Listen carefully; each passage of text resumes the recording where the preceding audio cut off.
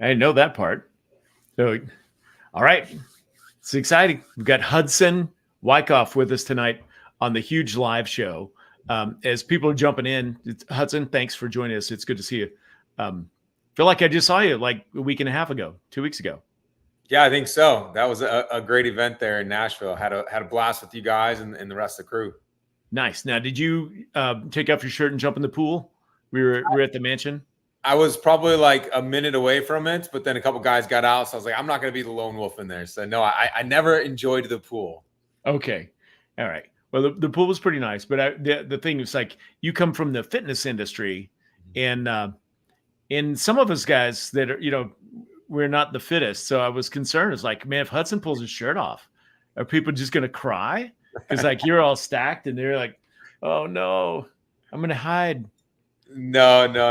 I that's not my intention at all. I know that. But yeah, I'm going to blush now. Look what you made me do. Yeah. Right. All right. Well, cool. Well, I said it before, thanks for joining us. You've got quite an interesting background. And I just like right before we went live, I said, I didn't realize that you'd been in the corporate world. Like spend this time in the corporate world. I know you're part of in the fitness industry and helping other fitness coaches and fitness centers grow their business. And then you shifted into AI. So why don't we do this while people are jumping on live? Just go ahead and give everybody a little background on who Hudson is and how you got to where you are. And then we're going to talk about AI and the service business. Yeah, I'll kind of go 30,000 foot view and kind of bring us to today. Really kind of started back in 2009. I was playing college football, and it was the second time that I had tore up my left knee. ACL, MCL, PCL, meniscus, basically tore everything, came back and retore the ACL and meniscus again. Decided to hang up the football cleats. And I was fortunate enough to have the coaches want to bring me on as a student athlete coach. And so that kind of thus began my coaching career, specifically in the health and wellness space. And that was 2009. That went all the way until, I'm still doing. I still have a couple clients that I coach here and there. Don't advertise it at all. It's more so just kind of word of mouth. And if I have the spare time, but I did that more as a hobby back then, leading up to 2011, 2010. I needed to find a better way to pay the bills. And so I got hired on with DuPont, Corporate 100 DuPont. Was working for a branch underneath them called Danisco. Rubbed elbows with the right guys, got brought up in the company very quickly, got moved to Indianapolis to Pioneer in 2013. Again, rubbed elbows with the right guys. They brought me out to Hawaii. I was out in Hawaii for some good time. And that was to 2015. I got a phone call while I was out there. A couple gym owners said, hey, how about you leave the corporate world behind? You come run this gym. Someone who wanted to hand us the keys. And I said, man, we got a baby on the way. Got pension, invested, got benefits, got 401k. Next in line, literally going through the interview process to become the East Coast Regional Check Manager. And I'm just like, the future's looking good here. But at the same time, for me personally, I was handling a lot of stress and having to wake up sometimes at 1 a.m. to drive to the hospital, to deal with OSHA regulations, to make sure that someone wasn't hurt within the corporate world. Yeah. And it wasn't worth it to me. So that was in 2015. I left that, went back to school, specifically for nutrition, started building a nutrition business, took that online, and realized after fast forwarding 10 years later from 2009 that it impacted 5,000 lives in the health and wellness world. Which was pretty dang cool, right? But in the grand scheme of things, it really wasn't that much. When you look at 335 million people in America, and you look at 75% of Americans being overweight or obese, we wanted to make a bigger dent in that. So I said, what if we could take this business that we've built and start handing off to other fitness coaches? And then that's when I went super deep into automation. 2020 was the release of ChatGPT 3 came out. So I started diving into AI back then, bringing in automation AI, built a business in a box and started selling it specifically to other fitness coaches. Most people are familiar with ChatGPT in the year of 2022 when 3.5 was released. Okay. And then I had a friend of mine who was in the roofing industry come over and say, hey, I see what you're doing with all these fitness companies. You're talking about it, right? You're doing big things with that. And he's like, can you do it for my company? I said, I don't know. We can give it a try. I don't see why not. And so helped his roofing business hit new levels, and find new ways to bring in leads. And that was really exciting. He introduced me a couple of his friends. Before I knew it, from roofers to plumbers to HVAC to solar, I kind of found myself in the home service industry, and that's what I've been rocking since then. Kind of a mix amongst those, and yeah, that's what we're rocking. Wasn't it fascinatingly simple to realize that most businesses have the same problem? I mean, I need customers. Well, how do you customer? Well, I need more leads. Well, how do I convert those leads? Well, I need follow up. And then you're like, well, why is that so hard? Let's just solve the problem and bring people more business. I love that. Yeah, and so many companies are so focused on the downstream issues that they have when they need to be focusing on the upstream issues. Maybe it's their advertising and marketing. Maybe it's not a leads issue, but it's a conversion issue. And when some of our tools, we help people identify the gap, right? So in that way we can attack the gap. So example is like how many conversations turn into, or how many reach outs turn into conversations, how many conversations turn into booked calls, shows, like what percentage is the lowest? So in that way we can truly identify what that bottleneck is and attack that gap. So what are reasonable ways to actually track that? Because I know, like, speaking for myself, that's a challenge for me, is tracking stuff. I'm, if it's not automatically done inside my software, I'm not sitting there with a notepad and pencil making tick marks on a page. How do we know? As long as you have some sort of a CRM system that you're tracking leads coming in, right? So-and-so fills out a lead form. They come into the software. This is where I'm going to tie in one of the first pieces of automation in the CRM system. And it's just going to export to a data sheet that I have that I'll track all of this information in, right? And that's just going to be the first line. So leads in. Now, how many of those leads are actually conversating? If they're conversating, they're going to be filled into this new column, and it's just going to update those numbers. We can start to track the differences or the gaps, the percentages between those, if that makes sense. Yeah.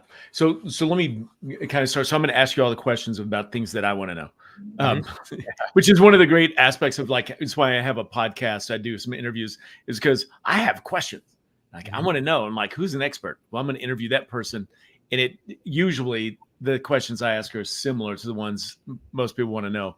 So when you're implementing AI or just using, software to systematize stuff, like, once you get to the flow going, or like, let's say in that example, I've got a CRM, leads are coming in, but then what do I do with them?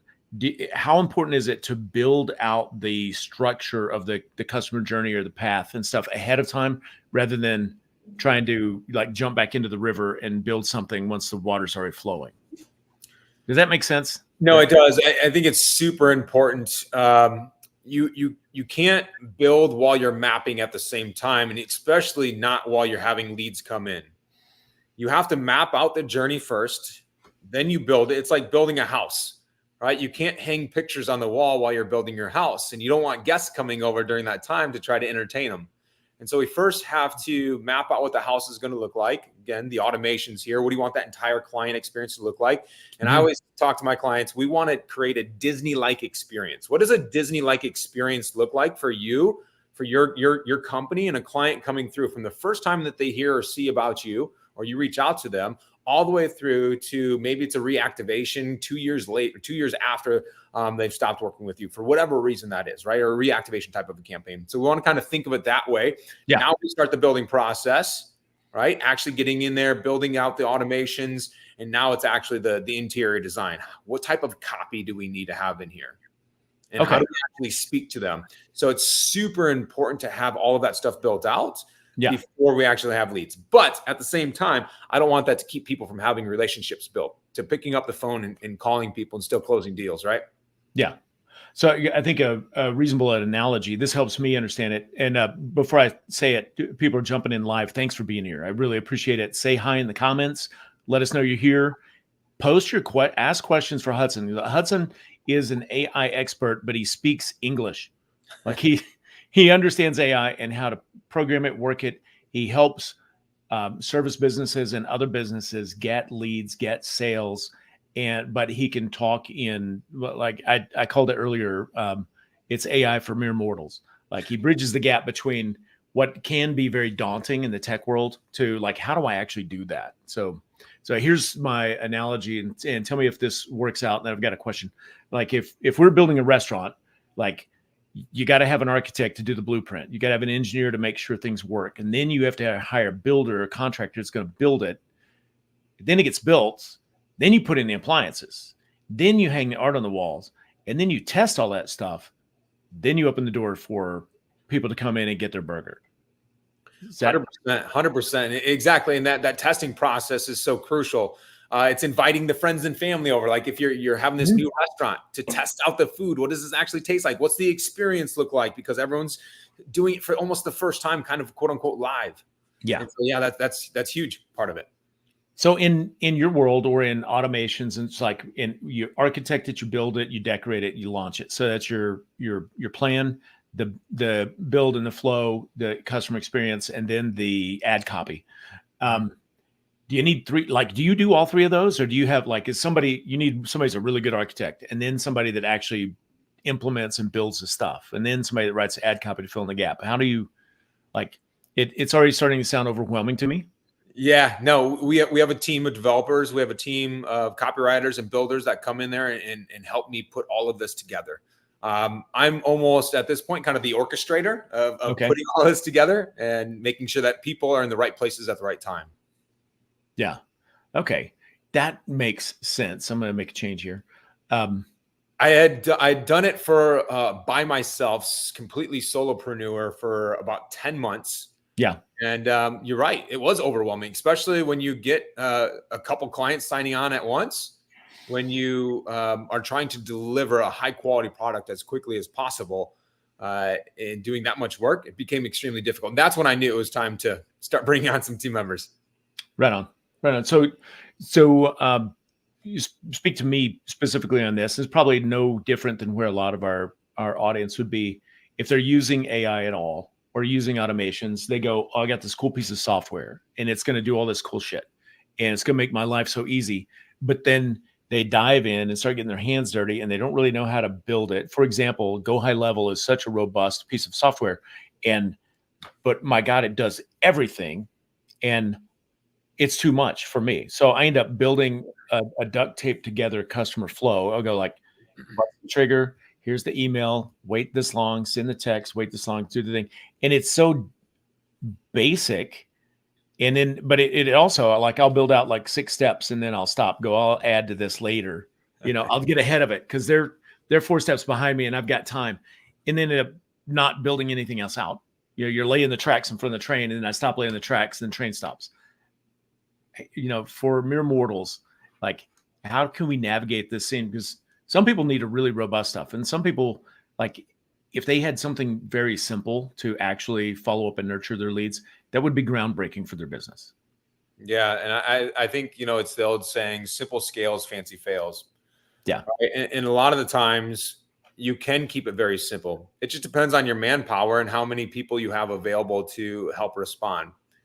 The easiest thing that I've found, the simplest thing that I've found to be able to build for companies is a generative conversating type of a chatbot. So what that means is it's human-like.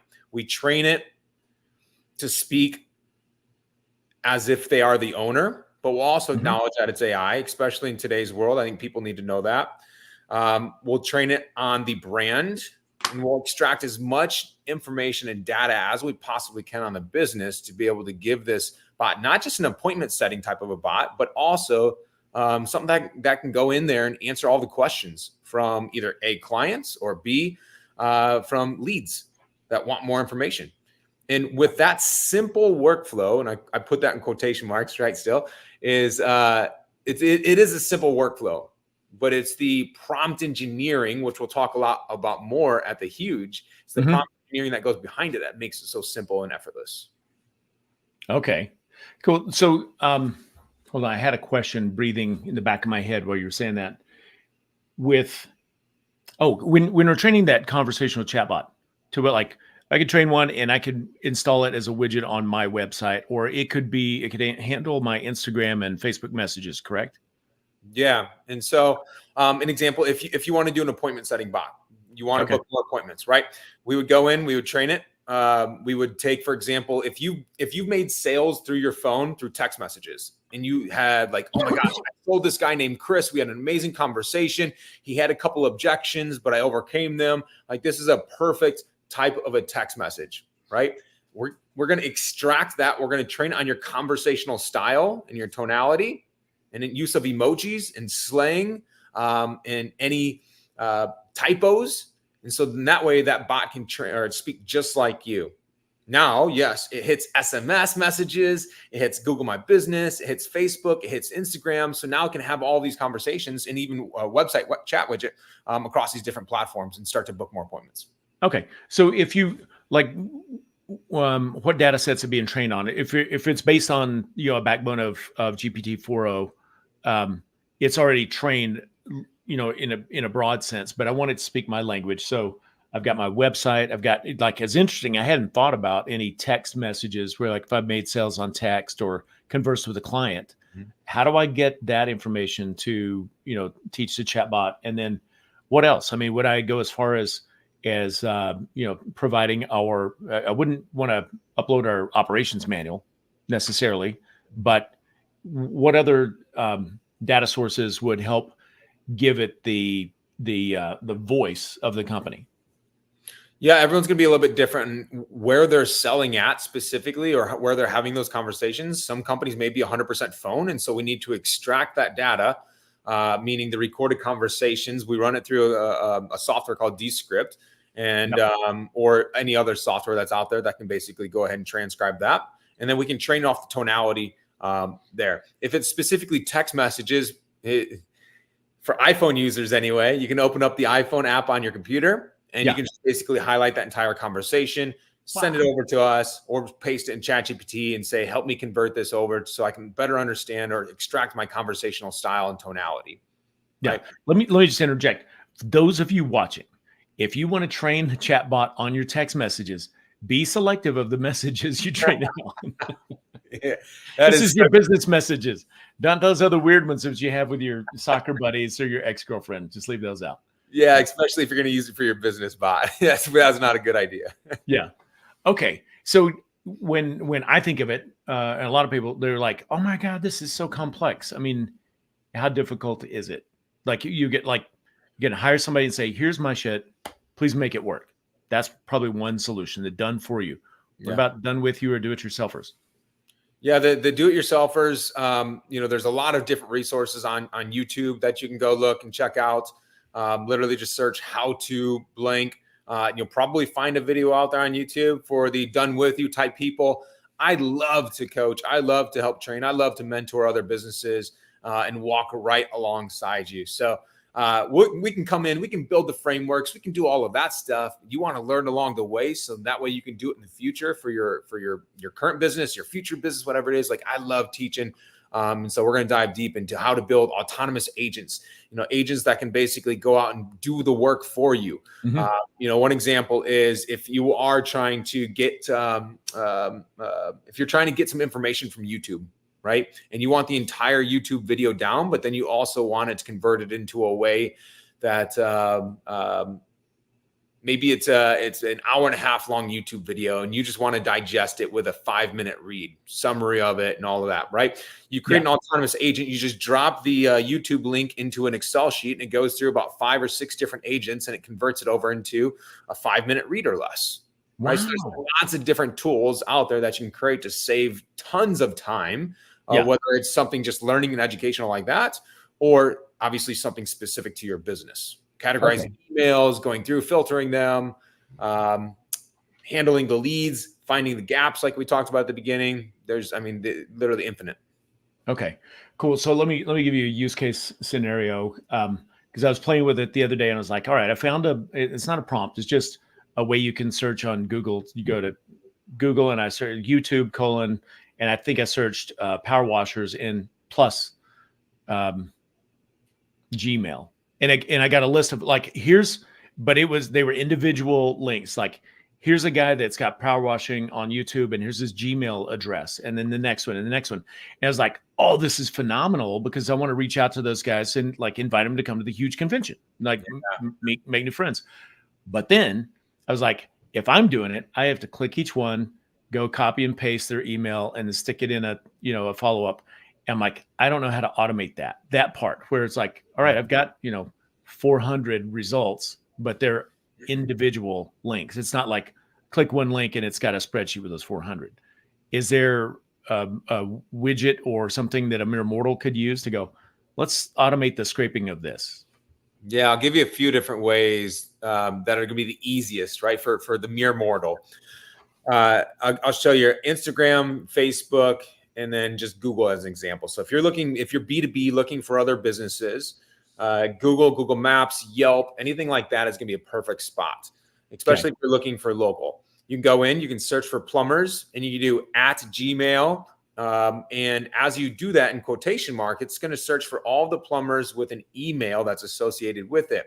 Now you just click anywhere on the screen and you hit Control All or Command All, depending on what type of computer that you have. And that's going to highlight everything on the screen. It's going to look literally highlighting everything. Yeah. You hit Control C, Command C. Now this is the fun part. You put it into ChatGPT and you say, help me organize and extract the data from all of these companies with the company name, the company URL, the contact name, the phone number, and the email. And now it's going to spit out a CSV table with all of that information organized for you. It's absolutely beautiful. You do the same Facebook groups. So example, you're going B2B, you can go to a Facebook group. You can go to maybe it's a post that has like 500 comments on it. And you can scrape all of those people, all those 500 people by doing the exact same thing, organize them into ChatGPT the exact same way. But here's where it gets really interesting is then you can go ahead and tell it, help me make sure that all of these leads are actual verified leads. So go to their profile and make sure that their profile says founder or CEO or owner, or if you're looking for power washing, it says power washing. So now you can scrape the leads that you've already clean up the leads that you've scraped so that you know that they are really highly qualified leads. Once you have that list, get even more fun here, as you can say, I am so-and-so, this is my business, this is what I'm trying to pitch, or this is what my offer is. Please open up each person's profile, look at their latest post, and help write a personalized outreach message, and then follow up with our offer. And so basically it goes in based off that CSV list. It'll look at who it is, what their latest post was. Hey, Sid, this is Hudson. Hey, I was just checking out your profile. I saw that crazy storm that just rolled through your house or just rolled through you guys' neighborhood there. I hope everyone's okay. By the way, X, Y, and Z. And so all of that can be done like this. Okay. And so that can do, like you just said, you've got a CSV. Let's say I've got 100 leads. It can go and check all of those and then give you a customized outreach email for each one. Yes. And organize that. Yeah. I'm going to put Austin's comment on here because it sums up really nicely. It's insane. And I need to make time to learn it and utilize it. I mean, that is true. Okay. So I'm going to rewind briefly. Yesterday I had Tommy Mello on, and Tommy Mello is the founder of A1 Garage Doors. They've been in business 17 years, and it was struggle for the first few years, 50,000 in debt. And then he started to gain his stride, and he's grown it from, I think 6 years ago, they did 17 million in a year. Last year, they did 200 million in revenue. Wow. Doing garage doors.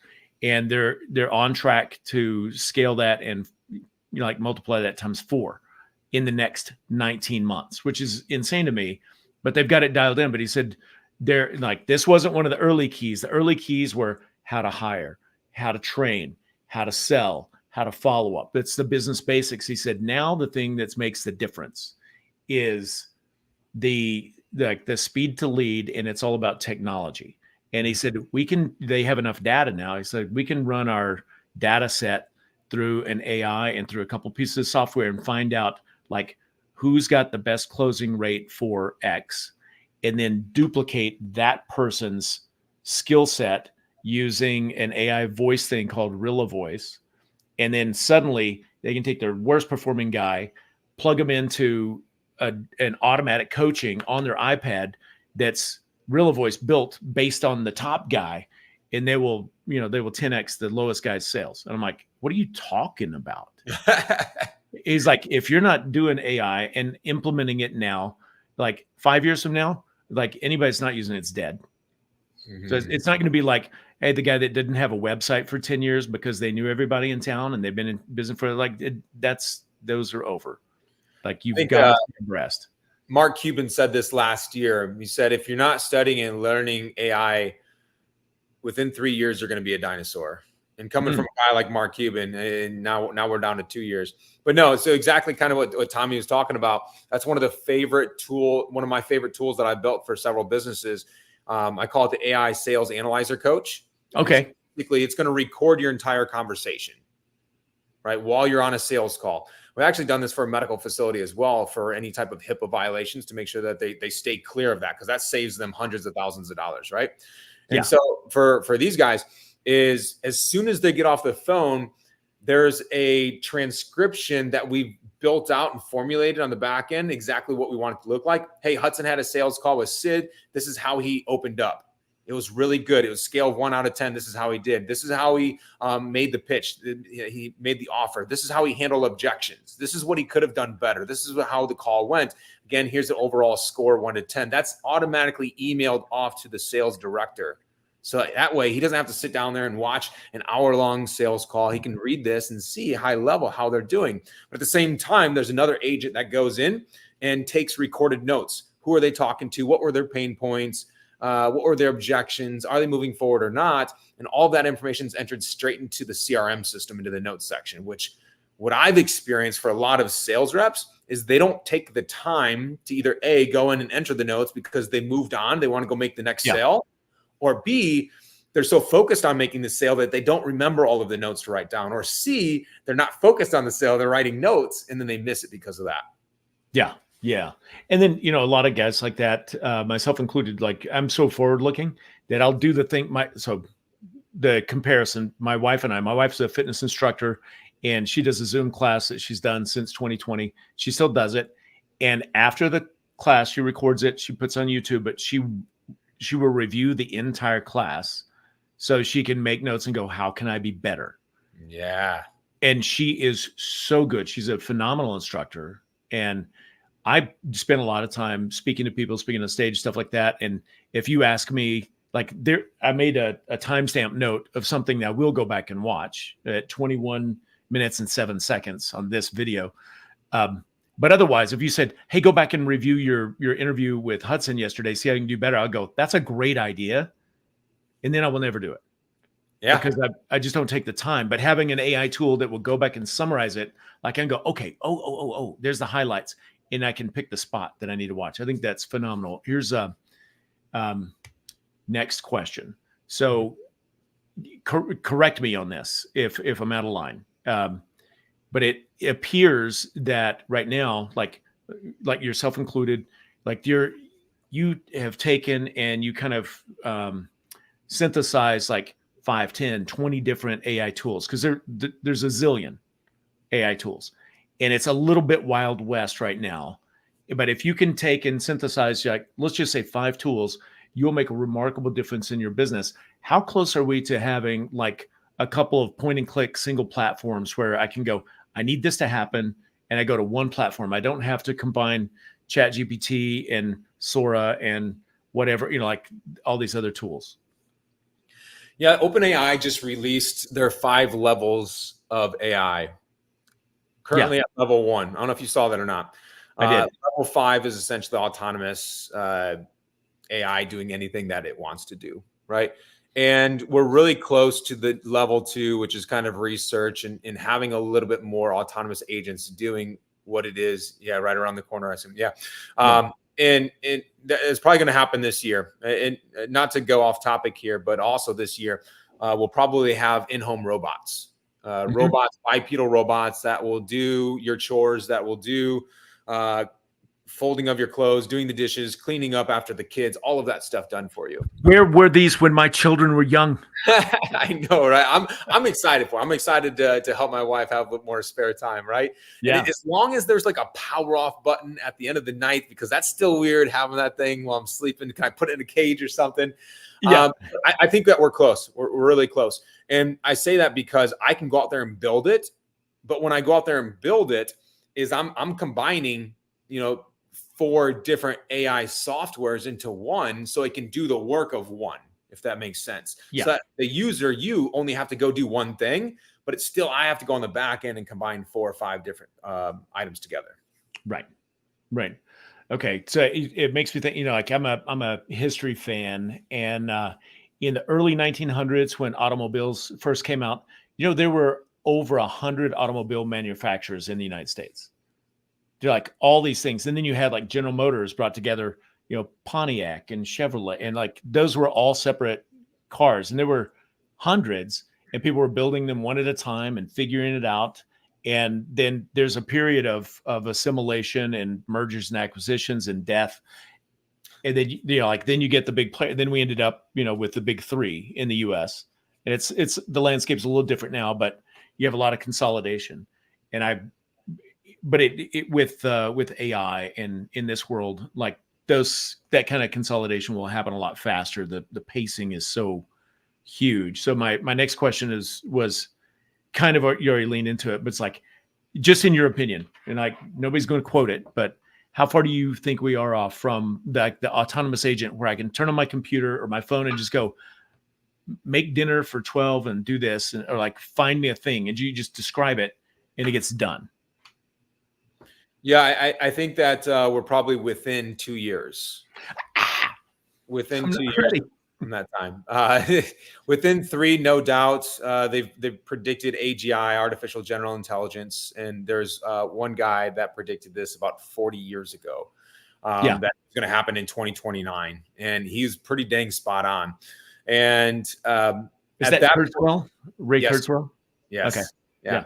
And at that point, AGI, artificial intelligence, is going to exponentially increase at a rate that humans can't even comprehend. Yeah. And it's going to drastically change any environment or the world that we know as it of today. Yeah. Yes. And so a couple of years ago, and it wasn't based on ChatGPT, but it was based on the acceleration of technology and deep fakes and stuff like that. My children are all in their 20s now, and we were talking about it. And one of my sons, his wife is expecting their first child, and he's like, the world's going to look so different for my kids. And I'm like, the best thing, from my understanding, which is limited, that we could be teaching our children or other people now is discernment, like how to discern, is this real? What is true? Because Mark Twain is accredited with saying a lie can be halfway around the world before the truth gets its shoes on. And he said that 130 years ago. So it's just faster now. I think I saw a statistic, don't quote me on this one either, is 14% of teenagers right now only 14% of teenagers right now have that discernment to be able to identify what is real from not real because of what's already out there in the internet and social media. Yeah. That's wild. I think it was Gary Vaynerchuk, but it was definitely a high profile person. He said they were talking to a bunch of kids, and they were talking to one in particular, and like, don't you want to know what's real? Like, their screen time versus reality. And they're like, why does it matter? I'm like, that's concerning, because reality is very flexible. It's very fluid. Your reality is your reality. It can be anywhere that you want. Yeah. So, okay. All right. We could go way deep and a little esoteric, but let's rein it in and go like, I'm a small business owner. I have a pressure washing company, and I've got 15 employees, and I want to automate stuff, and I want to sell more stuff, and I want to make it better for my customers. And I don't understand, like, I know AI is important. I've dicked with ChatGPT, but really I don't know how to make it do anything other than help me rewrite my emails. What's a good start where, like, my goal is to, if I could invest a little time this week and save 5 hours a week on repetitive tasks, what would be a good stepping off point? Yeah, great question. I would replicate yourself. Because if you can replicate yourself, and I'll explain that here in a second, all of the tasks that normally take you 5, 10, 15, 20 minutes, they're at least at minimum, or an hour, 5 hours are going to be cut in half. And it's the 80-20 rule, to where that works in every area of life. But if we can have AI do 80% of the work for us, and we come in and do what I call the human in the loop, right? Everything that I do has a human involved. AI is not taking jobs away. The person that can leverage, the company that can leverage AI is going to be running everything, right? And so if we can create this human in the loop type mentality, so we go out and we build what I call your CEO. You could call it your Sid bot, whatever you want to call it. And basically you're extracting all of your industry level knowledge. I have an awesome prompter out there called Primetime Prompter, primetime being one word. If you go to the GPT store, if you show up to the Huge, I'll show you exactly how to do this as well.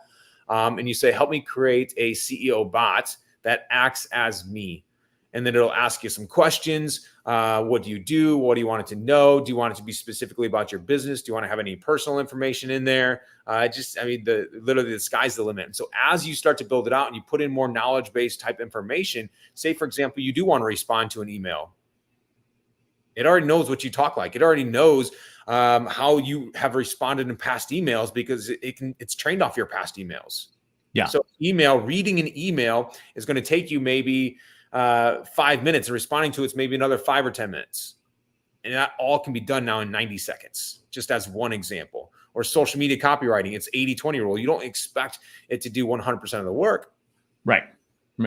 Okay. So just for context, anybody who's watching this, I'm going to attempt to share my screen. I'm really not great at this, but what you just said, it can sound daunting to somebody that hasn't used it. But you shared that at our mastermind. You didn't show us like how to go do it. And I had a recording, and I went back to recording and found the Primetime Prompter. I was like, there it is. And I looked it up, and let me see if I can share screen without making this completely weird. And I did that. Can you see my screen? Yeah, I can see it. Yeah, the Chat GPT, and the first one is the CEO bot, Willis. I used your Primetime Prompter to build my CEO bot. And I love it. Virtual CEO for building a service business. It's not finished, but it is good. Yes. And I used to joke about, if technology, like I like my technology simple enough, a window cleaner can do it. A window cleaner can do it. It's not that hard. 100%. Again, you guys showing up to the Huge. I'll walk you guys through step by step exactly how to do that, so you can save a minimum 7 hours per week. Yeah. Well, if I let the cat out of the bag a little bit, we've got. I usually don't talk that much about what's coming up at the Huge convention. The point of the purpose tonight is so people can meet you. But at the Huge convention this year, we got a lot of cool stuff going on. We got Donald Miller as our keynote speaker. He's right there in Nashville. He's a phenomena. Business Made Simple is what he's going to focus on. Every attendees, the first 2,000 attendees get a copy of his book, which is great. Then we've got Tommy Mello, who I mentioned earlier, is going to be our featured breakout right after that. So we got high-end stuff. But we've got a special offer. We're just calling it the Huge offer. We're not releasing it before people register on site.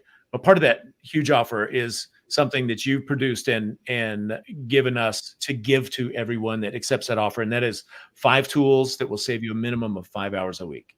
And you showed me a preview in Nashville a week and a half ago, and it was like you actually had like 80 tools. And I was like, wow, this is too, like bring it down. But it's just like, I don't want to say it's just like, but similar to your CEO bot. I mean, your Primetime Prompter. It's just a matter of using it. Just like, you're not going to screw it up. Just get in and use it. Test it a few times, like cook a few burgers before you open your restaurant. And then you put it into your business and let it help save you money, save you time. Look at this. I love that. Thanks, Austin. Save me 7 hours a week, and I'll speak at the Huge convention with how much more I can start doing. Yeah. And that's I don't know about you and your experience, Hudson, but most small business owners get into business because they want freedom and autonomy. and they end up becoming a slave to their business, and they do too much. And you got to learn how to hire, delegate, to scale, to simplify, to automate. If you're not going to take time, sorry, I'm rambling. Take these tools and just use them and buy some of your time back so that you can have some freedom and some sanity, because that's why you got in business. Such a massive takeaway. And the tough pill to swallow for me is that although we'll give these ridiculous tools away to people, is that there'll still be so many people that just don't take advantage of them to be able to literally save hours back to sometimes their day, let alone their week. Yeah. Crazy. So I bet you can figure out a way to make this apply. I interviewed Debbie Sardone about an hour ago before you came on. She's got a maid service that she's 40 years. She built it to, it's like multi-million-dollar operation. And she's retired from it for 14 years, but she still owns it. So she's built a company and understands it. Now she's built a big coaching company and teaching company. And we're talking about the transition between when people go, yeah, and I'm sure you hear, they're like, Hudson, let me take you to coffee. I want to pick your brain on this AI stuff. Yeah. You hear that all the time. Similarly, it's like, where do you find the balance between, I really want to help you, but I don't want to spend my time casting pearls before swine. Like, if I take my time to help you, use it, and I'll keep helping you. And she said, perfect way to make that transition is somebody says, hey, I want to pick your brain on this thing. You're like, great. I'm going to give you a half an hour of my time, or I'm going to give you a handful of tools that you can utilize. And if you like it, then we can talk about my fees and coaching. Like, if you really like it. And that's such a soft way to go. People pay me for this. This is not free, but I'm going to gift you one. And then if you utilize it, we'll work together. But that pretty quickly separates the wheat from the chaff of who's going to not follow through or waste, like they're like, oh, this is awesome, and never use it, versus people that go, oh my God, it's changed my life. Help me more. Yeah. You probably know the guy I'm talking about, Nick South here. He had a colleague of ours, a friend of ours, was coaching him through on some things. And this was when he was a lot younger. Right, before you knew probably the Nick South of today. Yeah. And this guy, I'll never forget this too, because I've had this happen to me in a few different instances. But he said, hey, I'm going to give you a couple tools. If you ever come back to my house not having accomplished or followed through with the homework that I've given you, then our coaching is done. I don't want to see you again. And he held that tight frame with him. And every single day, Nick South came back saying, hey, I finished it. What's next? Hey, I finished it. What next? And the dude just has leveled up so much because of that type of attitude. So I got nothing but admiration for Nick South. He's a good dude. Yeah, he is a good dude. And I'm very grateful. He's the one that introduced you and I, because I was like digging for somebody that understood and could teach AI in a way that's practical, that could like do it and teach it. So yeah, hats off to Nick. Well, cool. Listen, is there anything else that you want to share with folks before we go? Because we need to swing off and save everybody's time. I think you've got younger children than I, so they probably want to see dad. Let me read Austin's comment before we go. Great outlook to monetize knowledge is where it's clearing up those who want to. Okay, cool. Yes, Austin. And again, like Debbie said, the people that pay attention. So we're going to send you a link. I'm going to send you Hudson's Venmo link after this. Y'all give him some money. We got a GoFundMe rolling here. Yeah. No. Cool. Sid, truly appreciate the invite to hop on here, man. Always a pleasure speaking with you. And I think you had a link there. If anyone wants to reach out and have a conversation, you guys can go to eliteteam.ai, fill out a contact form right there. Let me know what you have questions on. More than happy to grab a coffee if you're local. If you want to hop on a Zoom call, that's great too. Anything AI related, health and fitness related, I love to jam on. That's awesome. That's very generous. Well, cool. Well, I can't wait to see, you're going to be speaking your breakout session 28 days from today. Whoa. So 4 weeks from today. No, I'm putting the finishing touches on the presentation here as we speak after this. Awesome. Oh, do you have an AI tool that you could recommend that will turn if I have my presentation ready, I can feed it and it will help me with slide share? With a slide share? With slide share? What do you mean by slide share? With a PowerPoint. There's a couple. There's beautiful.ai. There's slides AI. There's one other one that you can actually upload your current presentation into, and it can convert it over. I forget the name of that one, but I'm not sure if the other two you can upload your current presentation into, but I know there's one out there that you can. I'll shoot you the name over it. That's cool. That's very cool. All right. I'm good at coming up with things to say and horrible at putting together slides for it. So yeah, AI to save me. I feel you on that one. I'm not the designer. Right. Let me see if we have a couple last comment from Austin, and here we go. Actually do it. Yes. Thank you. What a great way to wrap it up. All right. I appreciate your time, and it's always good to hang out with you a little bit. Look forward to seeing you in Nashville in a month. Yes, Sid. Looking forward to it. We'll see you in a month, man. All right. Thanks, Hudson. Yeah.